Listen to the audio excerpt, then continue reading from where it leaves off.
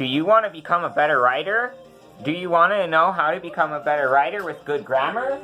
Do you want to become a better writer in high school? Well, guess what? I'm Joseph, or Mr. J, and I'm 17 and a junior in high school. So I'm a junior in high school, and I can give you the best tips, and the best how-tos, and the best skills that you need to become a better writer with grammar, with your high school life, or I just give you the best things to become a writer. The best things that I can give you guys as a junior in high school. So let's get this video started off with a good note. Let's start with the quote of the day. Everyone has different versions of the same story, by Anonymous. Thank you, Anonymous, for giving us that quote. And you know who you are because you gave me this quote. So thank you. So let's start with the first tip. The first tip is read from great writers. So what I mean is, I know that sounds weird, but read from writers who have already accomplished great books and great stories.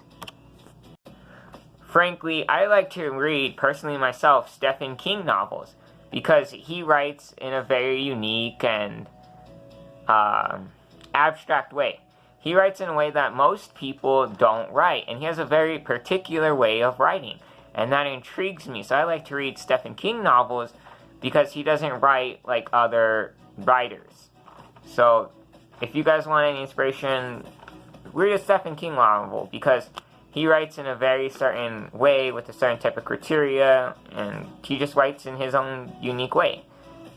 If you don't read from great writers, how do you expect to become a great writer yourself? You can't become a great writer if you don't learn from great writers. In order to learn, you have to be taught. So in order to learn, you have to be shown how to do better. So if you start reading and listening to other writers, you'll pick up their habits, their skills, which will help you become a better writer and basically a better writer. Learn from the pros, because they are already at the point in their life where they have succeeded, they have finished, they're at perfection. In our eyes, they're perfect. In their eyes, there's no such thing as perfect. There's always room for an improvement, room to be better, room to do something different and unique. Tip number 2. Tip number 2 is you need to write more often, meaning you need to write multiple times a day, every day. You need to write in the morning, in the afternoon, at night, every day, all day. Well, not all day, but every day, most of the day. That way, if you write in the morning, thoughts are starting in your head, you're just brainstorming. Towards the afternoon, you've got an idea, you've got a glimpse into what you want to do. And towards the end of the night, you just can't stop writing. You've got all these built-up ideas, emotions, feelings, characters, plots, twists. You've got all these different things that are ready for you to do, like your story, your writing. Because every piece of writing, no matter if it's an essay, a book, a research paper, it's all a story in your eyes. You're writing a story in your perspective. Just brainstorm ideas and write things down, because it might not make sense now. It might just be a jumble of ideas, but sooner or later it'll make sense and become something really important, and something that can lead you to a story that could someday be on the New York Times bestsellers. Writing is like riding a bike. You fall time and time again, but you learn to pick yourself up and keep going. So if you think you're stuck now, just give it time, just keep going, just don't stop, because you may be stuck now, you're still falling, but at one point, you're going to learn to get back up.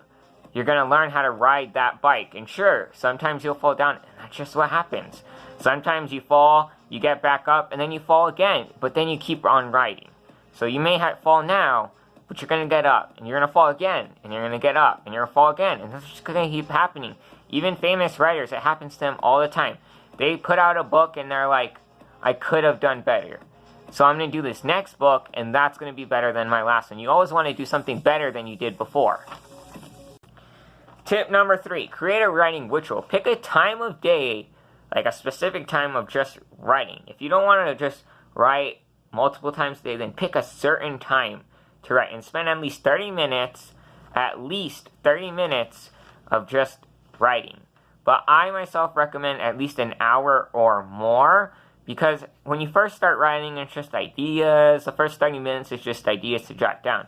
But after an hour of just writing ideas, you have a story, you have a plot, you have characters, you have all these things that you don't want to stop because you want to create the story. This simple idea, say you want to, like my trees idea from my essays. Say you start thinking of trees, well, you want to start listing these different trees. You want to learn the lifespan of a tree. You want to learn what animals make trees in their homes, what insects go to trees, what trees are used for. You just start getting these ideas that you wouldn't have thought about when you started jotting down. You want to make this story. You want to make the outline of this coming story and make this overall concept of what you're going to write about. With this hour to 30 minutes, you're able to get these ideas and put them together. You're able to mold your story. You're able to fill in the blanks that you didn't fill in. You go back to these ideas and you fill every single blank in. You go from just writing about trees to trees have this lifespan of this. You go on and you add more details. So let's go to the next tip. Tip number 4. You wanna just I know there's a blank screen or a blank paper, and that can be really intimidating, but it's only blank because you haven't written something on it. A blank page or a blank document will always be blank until you start writing. Don't put off your writing. Don't go, I'll write later, and then you go and you binge watch Game of Thrones or something. You want to write now. You want to stop trying to put things off and start writing, because if you keep putting things off, you'll never start writing. You'll just be putting things off. Once you start, you're not going to want to stop. You're going to keep going. You're going to keep writing. You're going to keep thinking, and you're not going to want to stop. It's like becoming an addiction. You're addicted to finishing this part until you're happy with it. You're going to keep going until you've hit your limit where you're happy and satisfied with what you're writing. And once you find your rhythm, you'll understand what I'm trying to say with this one. You'll understand that when you start writing, you get this rhythm, this kind of like, I'm going to do this, this, and that for this, and this time. And you pick up this pace, and you don't want to stop, because then now you've picked something that you've solidified yourself, and you just want to keep going with it. Tip number 5, eliminate all distractions.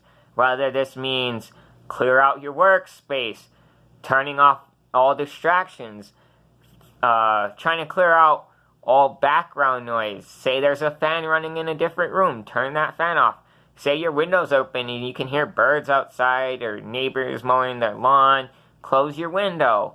And if that's enough, put some nice calming, relaxing, stress-free music that will allow you to just write. Writing is always best in a clear and quiet workspace where there's no interruptions and no distractions to take you away from your writing. Turn off your notifications, mute them, or if you have to, turn off your phone completely. Turn off your TV to eliminate all distractions. Just try to take all these distractions, these possible distractions, and just take them away from yourself. That way you don't have these distractions anymore. Tip number 6, start thinking before you start writing. So what I'm trying to say is, before you start writing, start thinking, because some of the best ideas come at the most random of times. Say you're walking your dog and bam, there's an idea. And you're like, okay, well that's great. I'm going to expand on the idea as I continue walking my dog. And by the time you got home, you've got a whole dang story lined up and ready to go. For me personally, you can even start thinking in the shower. Say you're, like, I've been in the shower and I was like, okay, minding my own business, taking a shower, and then bam, there's the idea for my latest story that I've been writing. And just the random of times a story idea will come up, or not just a story idea, but maybe a new character name, or a new setting, or a new plot. Just writing comes at the most random of times, and sometimes it's a good thing, because you're like, well, if I was sitting down writing and just looking at a blank page, there's nothing there. But if you start thinking about it before you start writing, you're like, you can fill in the blanks, you can get these ideas, you can get the plot. Tip number 7. Tip number 7 is you want to... How do I say this? You want to... this is so hard to explain. Let's see. You want to be different and unique. You want to experiment. Sure, you want to look at other writers' ideas and stuff, but you don't want to copy exactly what they do. You want to look at what they do, take that into your writing, and make it your own. You want to base your writing style off theirs. You want to use their writing style, tweak it, and make it your own. You want to take some of it and make your own, or even expand on it and make it your own.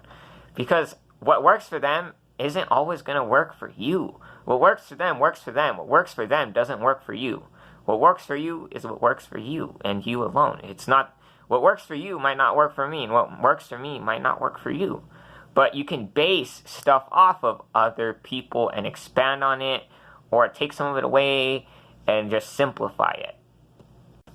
Just see what works for you and what doesn't, because then you have this clarification. So let's go into the next tip. Tip number 8, revise. And I know I've said this before about revision and the revision process, but when you're revising, put your writing down. Just set it aside, wait for a little bit, and then go back to it and start writing, because you've cleared your mind, you have a fresh new mindset, and this fresh new mindset will allow you to see some of the mistakes or errors in your writing that you didn't see when you're writing. Because when you're writing, you're just writing. You're not writing, thinking, statistically, looking for every comma, period. Maybe you added something that doesn't go there, or maybe you were thinking of the next sentence and you put that there, and now your whole sentence doesn't make sense.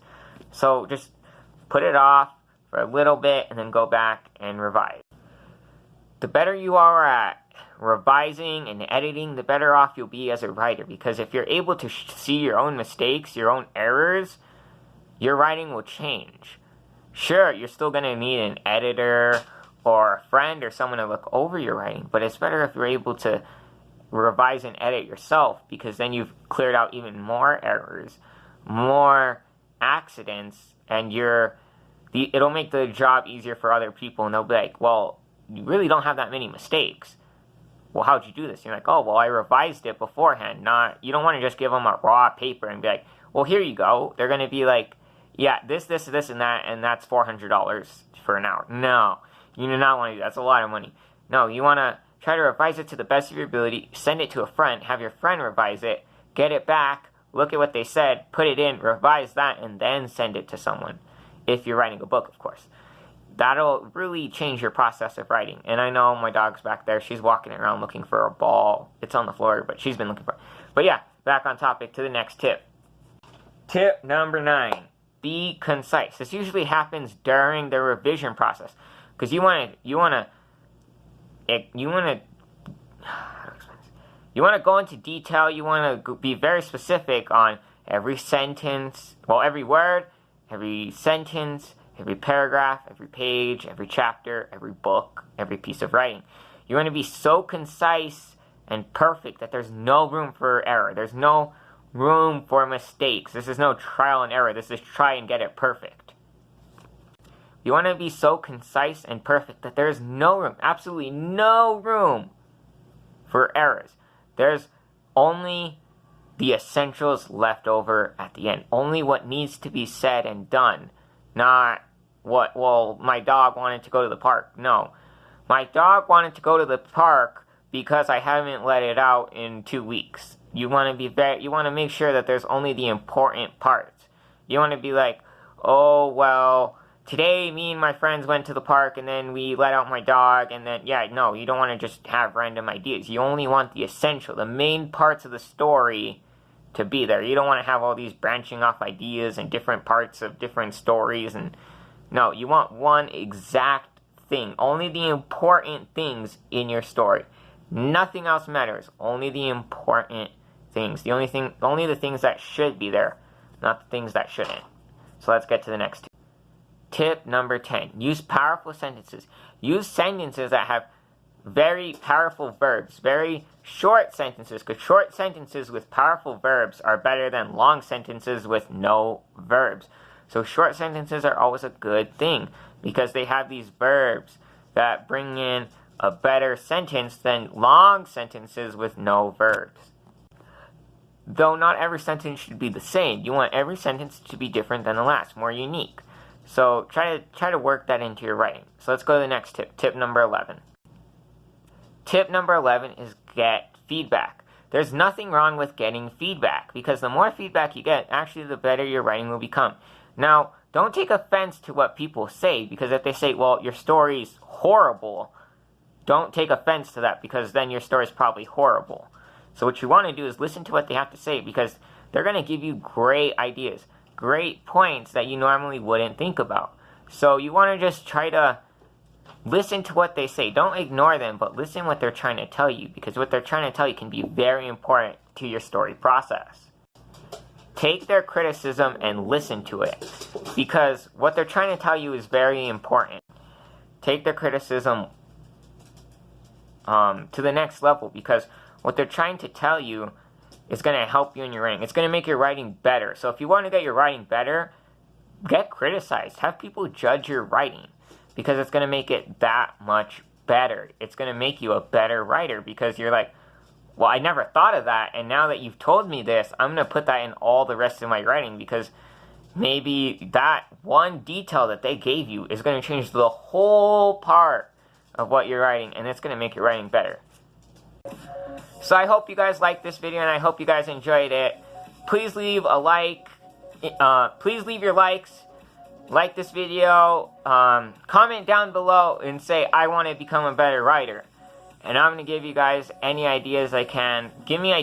Tell me what you guys need help with so I can help you. So please, like this video, comment down below, and if you guys want, please subscribe. Because the more subscribers I get, the more happier I am. And if you are a new subscriber, go comment down below, hey, Mr. J or Joseph, I'm a new subscriber, and I'll comment back, thanks guys for the help. I really appreciate it. Also, please ring that bell, because I post I post videos every single day. And after this video, I'm going to be posting another one of my lucky random videos.